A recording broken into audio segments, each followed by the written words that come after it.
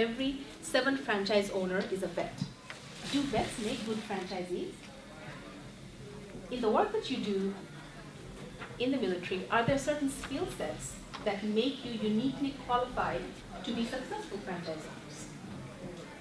If you look at a franchise, the top 2 skill sets that are essential in order for you to make money is you must be a strong leader and you must be fantastic at not only planning but execution.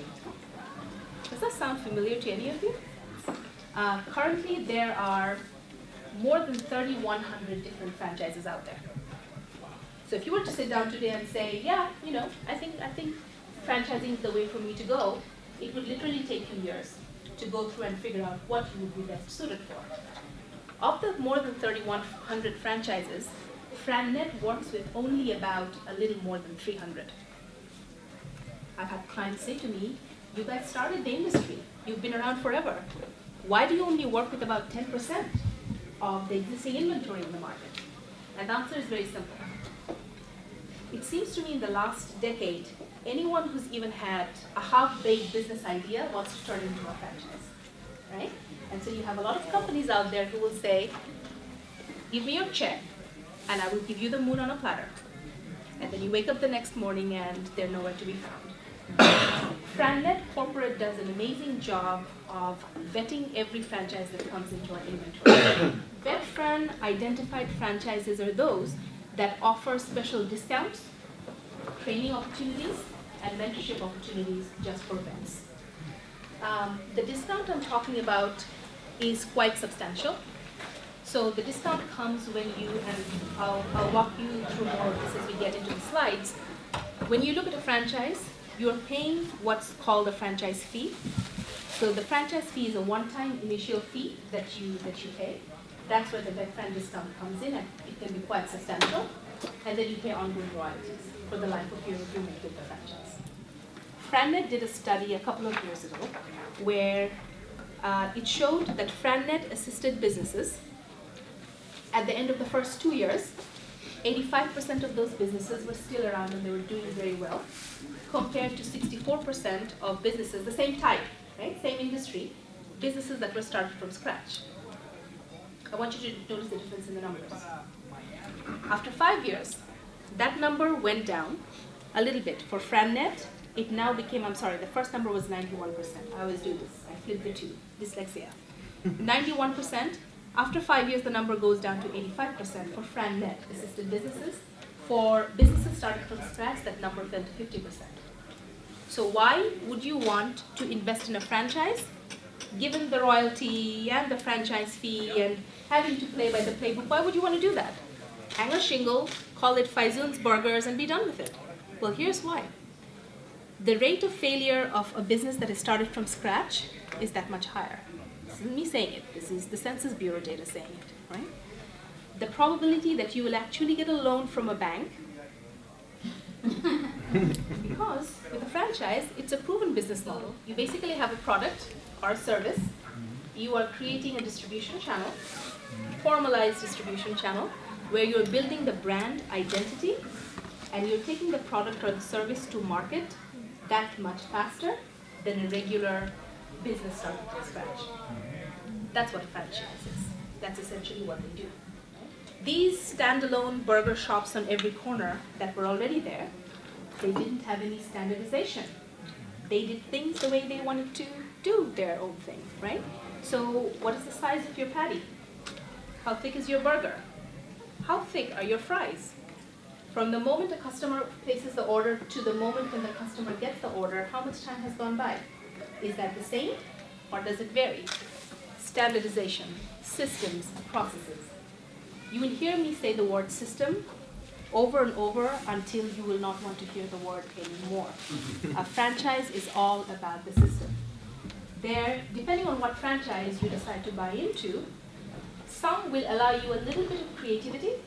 Others, like a McDonald's, if they send you out a flyer for a marketing campaign for this month, and it has a black border, and you, sir, own a McDonald's, you look at it and you say, no, I think I want a pink border.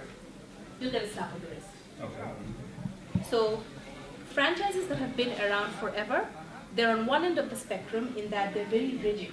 You must do things exactly the way they tell you to do it. On the other end of the spectrum are franchises that are younger. They have not yet completely figured out how they want to do things, and that allows for a little bit of creativity on the side of the franchise.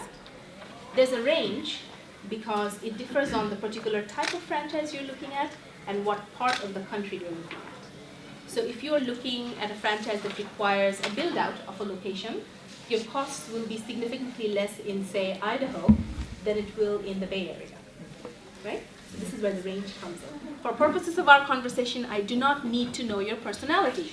I do, however, need to know, what does your business DNA look like? What makes you successful or not to be a business owner?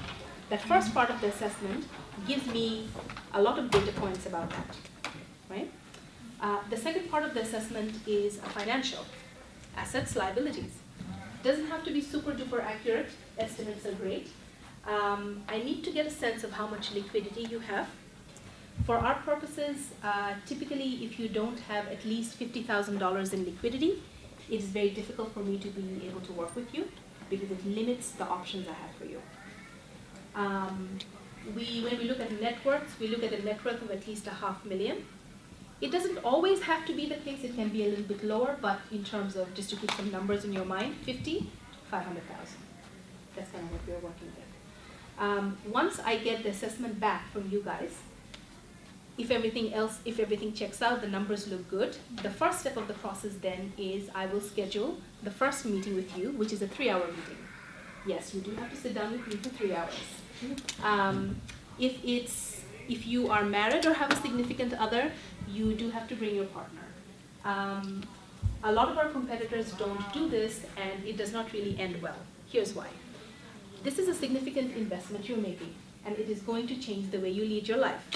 If you have a significant other, you will be surprised at how many times a client has said, oh yes, he's on board.